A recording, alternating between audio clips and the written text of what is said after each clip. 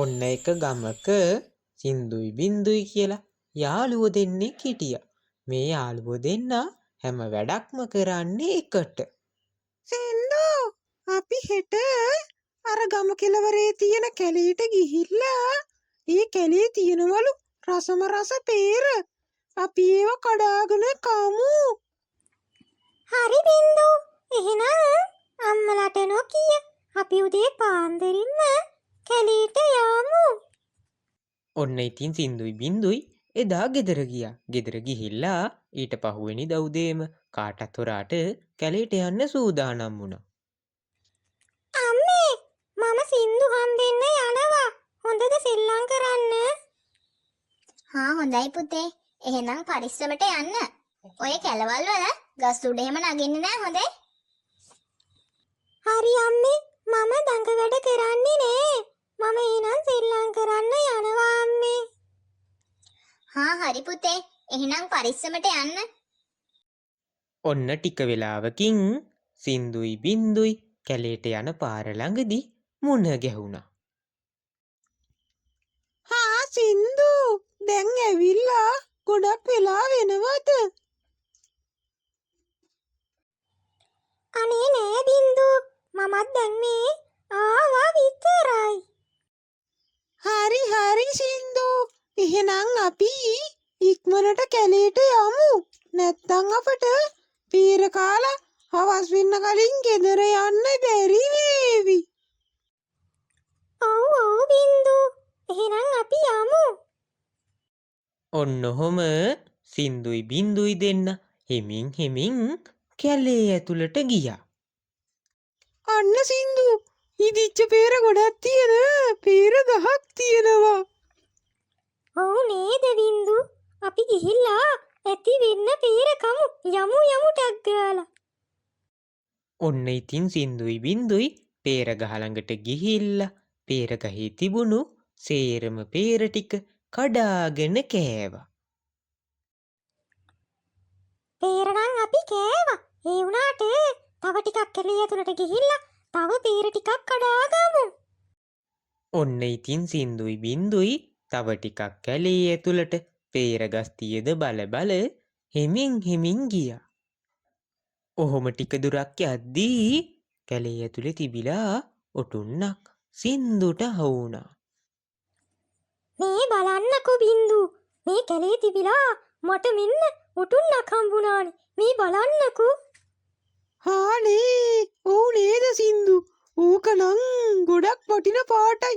මැණික් ගලකුත් අල්ලලා තියෙන්නේ. රත්තරන් එකක් වගේ පේන්නේ. ඕක මට දෙන්නකෝ සින්දු. අනේ බැහැ බින්දු.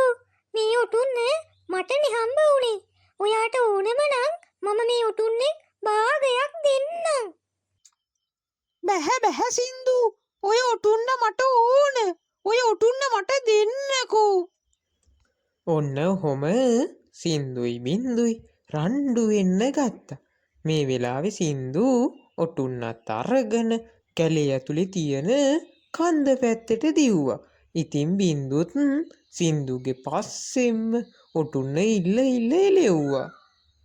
සින්දු මට ඕක දෙන්න. නැත්තම් මම කොහොම හරි ඔය ඔටුන්න උදුර ගන්නවා. බැහැ බින්දු. මට මේක දෙන්න බැහැ. මේක මට හම්බ වුණේ. ඔය ඔටුන්න මට දෙන්න සින්දු. ඔය ඔටුන්න මම කැලේට එන්න කතා කරපු නිසානේ හම්බුනේ. ඒකින්ද ඔය ඔටුන්න අයිති මට. බින්දුට නෙවෙයිනේ මේක හම්බ වුණේ. ඒකින්ද මේක මට තමයි අයිති වෙන්න ඕන. ඔන්න ඔහොම සින්දු කන්ද මුදුනටම දිව්වා. බින්දුත් සින්දුගේ පස්සෙන් කන්ද මුදුනටම ආවා. කන්ද මුදුනට ආවට පස්සේ සින්දු කන්ද මුදුනේ නතර වුණා. ඕක මෙහාට දෙන්න සින්දු. මෙන්න මෙහෙම කියපු බින්දු සින්දුගේ අතේ තියෙන ඔටුන්න උදුර ගන්න සින්දුගේ ඇඟට පැන්න. ඉතින් සින්දු ඔටුන්නත් එක්කම කන්දෙන් පහලට වැටුණා. අනේ සින්දු කන්දෙන් පහලට වැටුණා නේද? කවුරු හරි දැනගත්තොත් එහෙම මම ඉවරයි.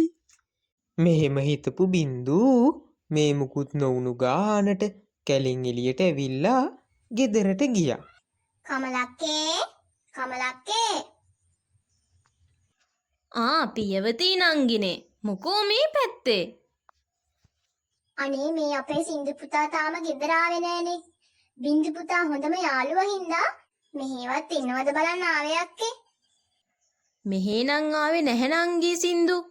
ඉන්න මං අපේ බින්දු පුතාට කතා කරලා බලන්න. බින්දු පුතේ ඇයි අම්මේ කතා කරන්නේ? පොඩ්ඩක් මෙහාට එන්නකෝ. මෙන්න සින්දුලගේ අම්මා ඇවිල්ලා ඉන්නවා. මොකෝ නැන්දේ? පුතේ අපේ සින්දු පුතා තාම ගෙදර ආවේ නෑනේ. මම මේ පුතත් එක්කවත් ඉන්නවද කියලා බලන්න ආවේ. නැන්දේ සින්දු උදේ නම් මාත් එක්ක හිටියා. ඊට පස්සේ සින්දු ගෙදර ගියානේ. අනේ පුතේ සින්දු ගෙදර ආවේ නැහනේ. හැබැයි නැන්දේ සින්දු කිව්වා කැලේ රස peer වගේක් තියෙනවා කන්න යමු කියලා. හැබැයි සින්දු තනියම කැලේට ඒ peer කන්න ගියාද දන්නේ නෑ නැන්දේ. අනේ දෙවියනේ ඒ කැලේටවත් ගියාද දන්නේ නෑ එහෙනම්. කැලේට ගිහිල්ලා කුටියටවත් අහු වුණොත් එහෙම මගේ කොළුව ඉවරයි. ඔන්න ඉතින් ගමේ අය සින්දුව හැම තැනම හෙව්වත් සින්දුව හම්බුනේ නෑ. අන්තිමේදී ගමේ හැමෝම කැලේට ගිහිල්ලා බලද්දී කන්ද පහල සින්දු වැටිලා ඉන්නවා ගමේ අයට හම්බ වුණා. ඔන්න ඔහොම කාලය ගෙවිලා ගියා. ඔන්න ඉතින් ටික දවසක් ගියාට පස්සේ බින්දුට සින්දුව රැට හීනෙන් පේන්න ගත්තා. අනේ සින්දු මට කරදර කරන්න එපා. මට ඉන්න දෙන්න. අනේ මාව කිව්වා බේර ගන්න බින්දු මරන්න හදනවා. අනේ පෝ. අමලා අපේ බින්දු පුතා කෑ ගහනව නේද නින්දෙන්? පොඩ්ඩක් ගිහිල්ලා බලමුකෝ. මොකද පුතේ ඔය කෑ ගහන්නේ? අනේ තාත්තේ මට සින්දුව හීනෙන් පේනවා. හරි පුතේ. හොඳම යාළුවා නිසා දුක ඇති පුතාටත්. දැන් ඉතින් කරන්න දෙයක් නෑනේ පුතේ. පුතා දැන් ඉතින් නිදාගන්න. ඔන්න ඉතින් හැමදාම රෑට බින්දුට සින්දුව හීනෙන් පේනවා. ඔන්න ඉතින් එක දවසක් උදේ බින්දුලගේ අම්මලා අවදි වෙලා බලද්දී බින්දු ගෙදර හිටියේ නෑ. බින්දු පුතේ මහත්තයා බින්දු පුතා නෑනේ.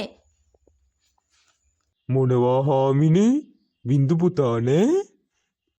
ඔන්න ඉතින් බින්දුගේ අම්මයි තාත්තයි බින්දුව බලද්දී බින්දුව අත්ති වැටිලා ඉන්නවා අම්මලට හම්බ වුණා. මහත්තයා පුතාව සර්පෙක් කාලා වගේ වෙද මහත්තයා ළඟට අරගෙන යන්. ඔන්න ඉතින් බින්දුගේ අම්මයි තාත්තයි බින්දුව වෙද මහත්තයා ළඟට ගෙනහිල්ලා කොහොම හරි හොඳ කරගත්තා. අනේ මට සමාව වෙන්න සින්දු. එදා මම කරපු වැරද්දට මට සමාව දෙනව නේද? මට කරදර කරන්න එපා. හරි බින්දු. මම තවත් මෙහෙනම් බින්දුට කරදර කරන්නේ නැතුව ඉන්න. දැන්වත් බින්දු හොඳට ඉන්න. මෙහෙම කියපු සින්දු අතුරුදහන් වුණා. එදායින් පස්සේ කවදාවත් බින්දුට සින්දුගෙන් කරදරයක් වුණේ නෑ.